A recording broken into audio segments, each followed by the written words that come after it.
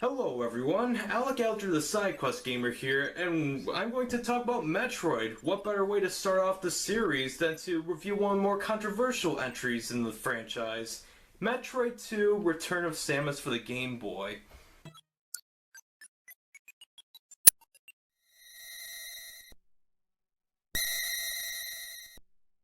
Now, before you go through my playlist and video section of this channel, I just want to mention that no, there is not a review of the Metroid NES predecessor. I will mention the NES predecessor in this video, and will eventually review it in depth sometime, but not before this video. I know it's not in publication order, but the main reason I'm reviewing these games out of order is because each Metroid game has something so individual about it.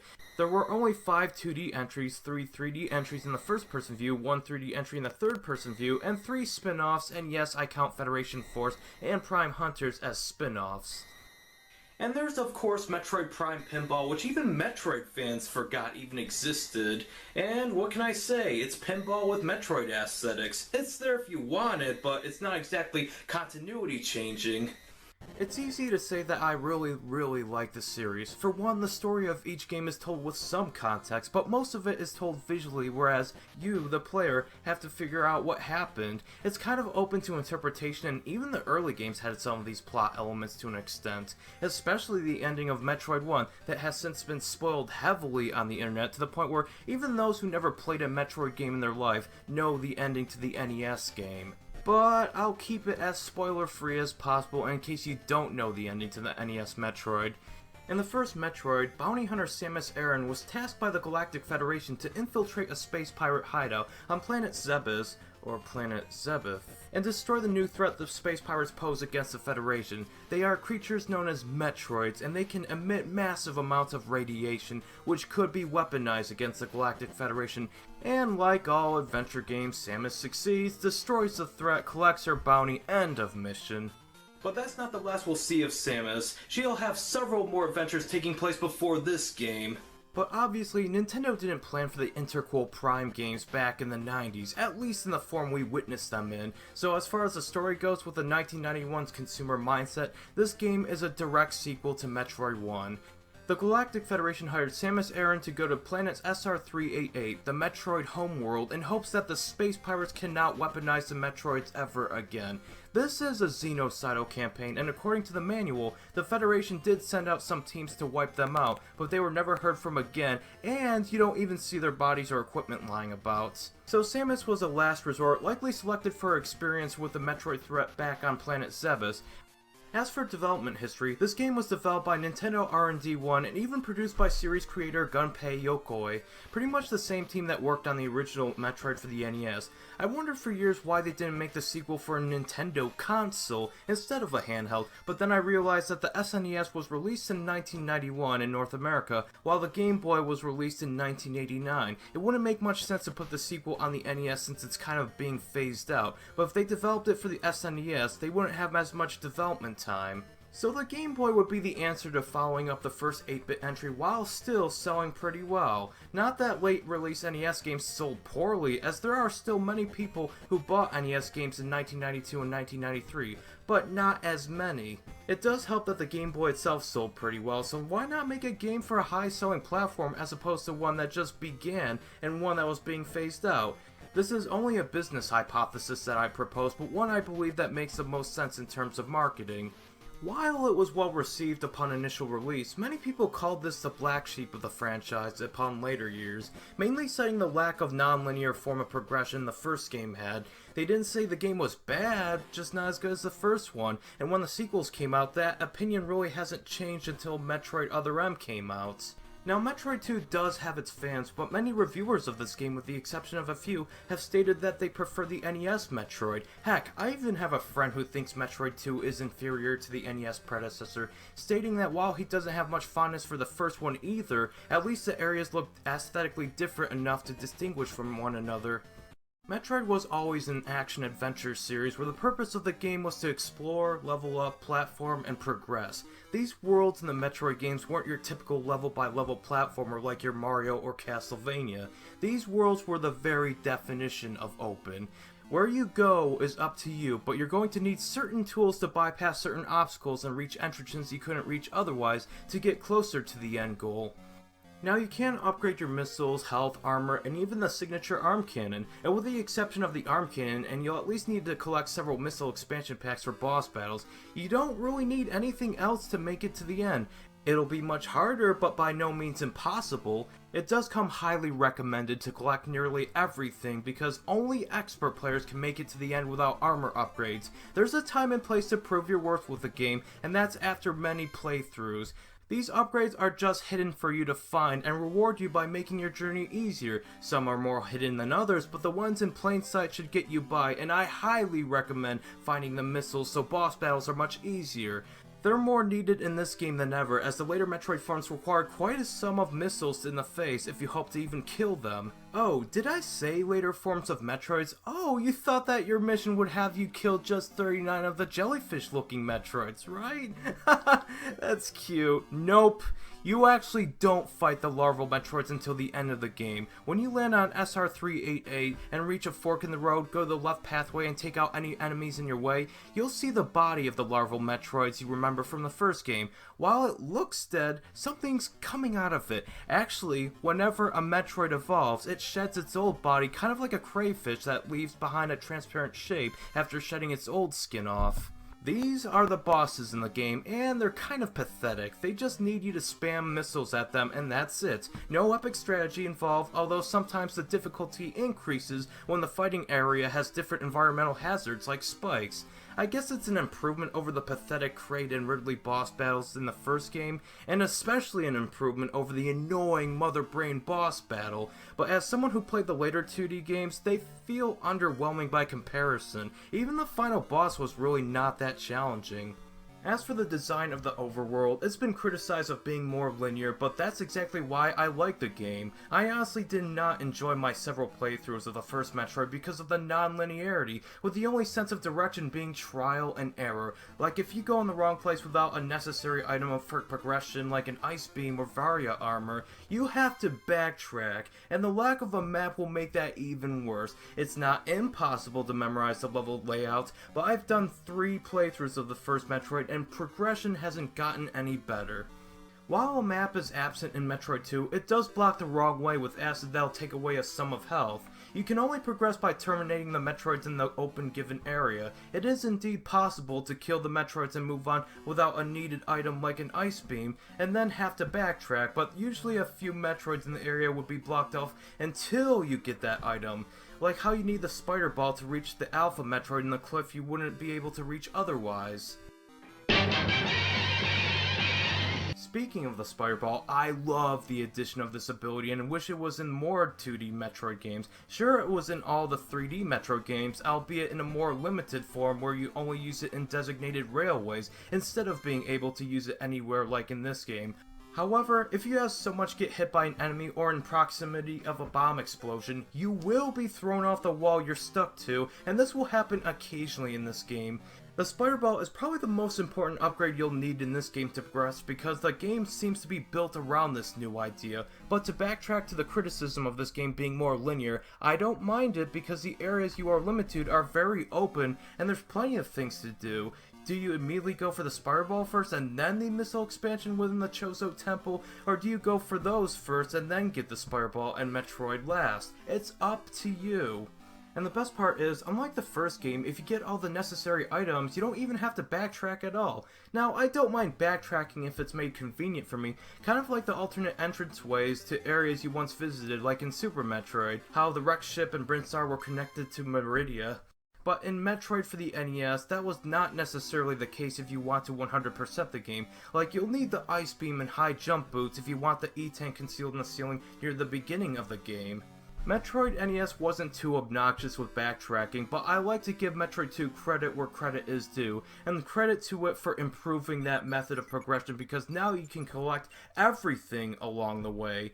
I'm guessing the criticism of linearity stems from taking the once completely open Metroid 1 and then getting rid of it, with linearity in Metroid 2 ruining that sense of freedom you once had. But I still think Metroid 2 is still open enough to feel like a living and breathing world, unlike your stage-by-stage Mario game. Don't get me wrong, there are still some really confusing areas because the monochrome Game Boy makes the areas much less iconic than the color palette of the NES Metroid.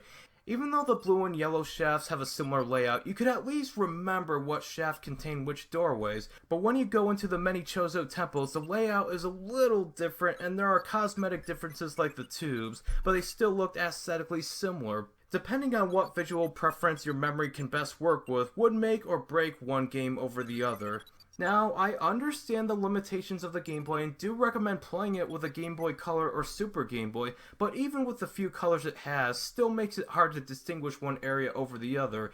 And if you have the 3DS version downloaded, well, you're stuck with either the monochrome gray filter or the monochrome green filter. I think the most significant additions this game brought to the series are the health and missile recharge stations, the save system, and lore that later gets elaborated on in later installments like Metroid Fusion. The thing that really made me not enjoy Metroid 1 was the fact that if you die, you start with 30 HP and have to grind for full health. Grinding is not fun for me and can get really tedious, but say you have 79 HP and saved at a save station, then died a little bit later, guess what? You start with the amount of HP you saved your game with. Provided the original Metroid did have passwords, but I do think that they should at least spawn you with half of the health of your collected E-tanks, where it'll punish you for sucking at the game, but not necessarily give you as much of a chance as a soldier with a butter knife against enemies with machine guns. By the way, the save system makes this game so much more convenient, as opposed to inputting a long password in the original. If you even wrote a 0 instead of an O, well, guess what? You have to play the game all over again unless you play the game in one sitting. Metroid 2's save system starts off literally where you left off, same amount of health, ammo, and upgrades. There are occasional instances where you do have to grind, but it's a lot less common, and some enemies drop 20 HP as to all enemies dropping just 5 HP, which makes it a lot faster to grind. But like I mentioned before, there are health and ammo recharge stations that are occasional, but when you do find them, they will refill your health and ammo completely. But not every area has them, but most areas do. Heck, there's even a health and ammo station before the final boss. These additions make it unquestionably the better game for me. While the areas and textures are less visually interesting, I'll take my chances with getting lost instead of getting killed every single second. Not only that, but this game added so much lore to the Metroid franchise.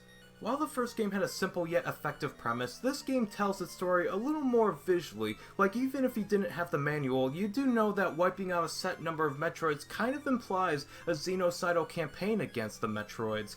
Not only that, but the weird bird statues that hold power-ups from the first game are now in temples throughout this planet, implying this ancient race has been everywhere in the galaxy.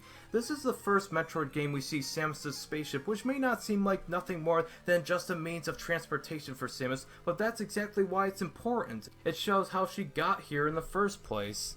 And spoiler alert for the ending, skip to this point of the video if you want to avoid that.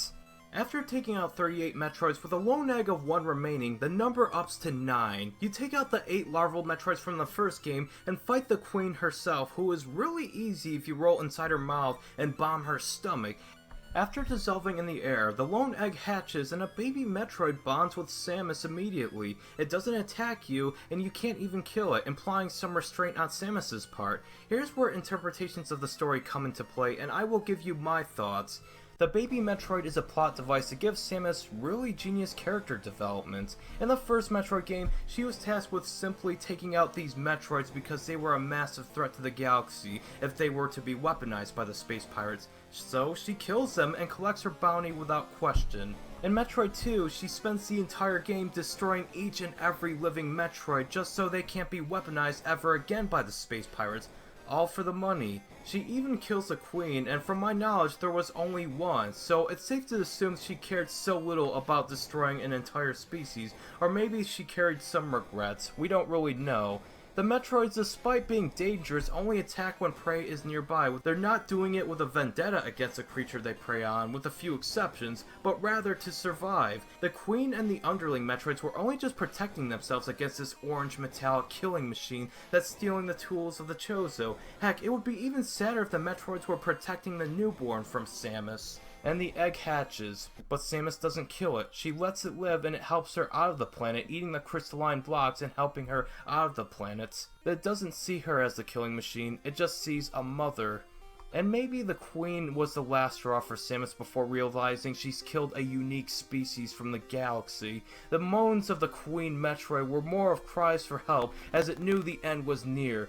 The survey team from the manual might have only detected 39, and that's all Samus was tasked to kill. The Queen wouldn't be able to make any more free-roaming Metroids for the space pirates to capture and weaponize, so taking the baby Metroid to a research facility might have allowed her to collect her bounty and allow for the baby Metroid to live. The last Metroid is in captivity. The galaxy is now at peace. And that's why I have such a fondness for this game, even though I have several gripes with it.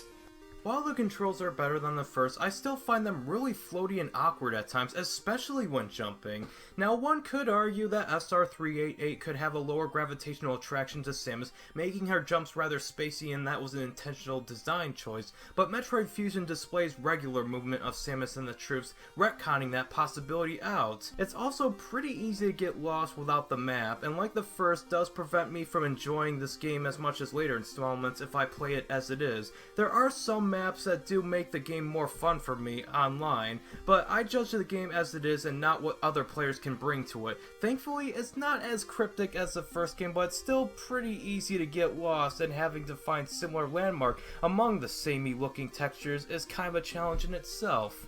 The graphics are fine for Game Boy standards, and the lack of color never really bothered me except for navigation. I love Samus' sprite detail, especially with the added shoulder pads on the Varia suit, but again, the textures of the levels look rather bland and similar looking from one another. For 1991, it's fine, but I've definitely seen better looking games in that year.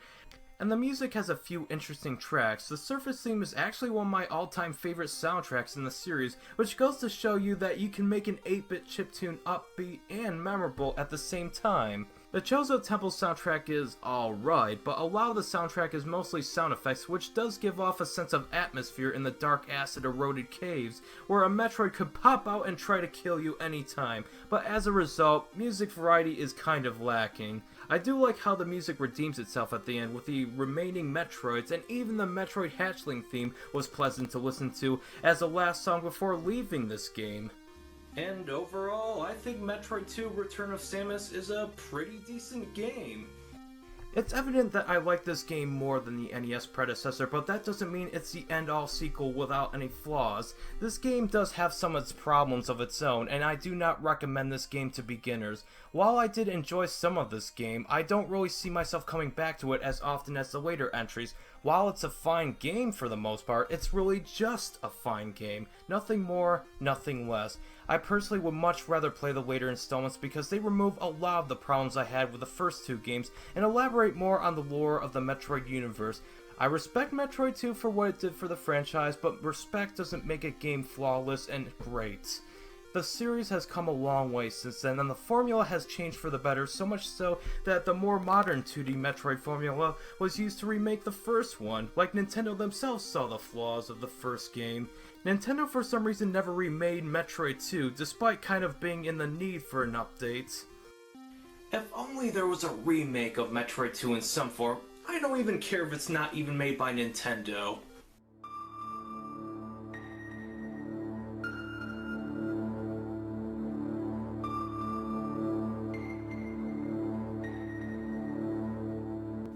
Next week. Thank you all so much for watching, and remember to stay awesome.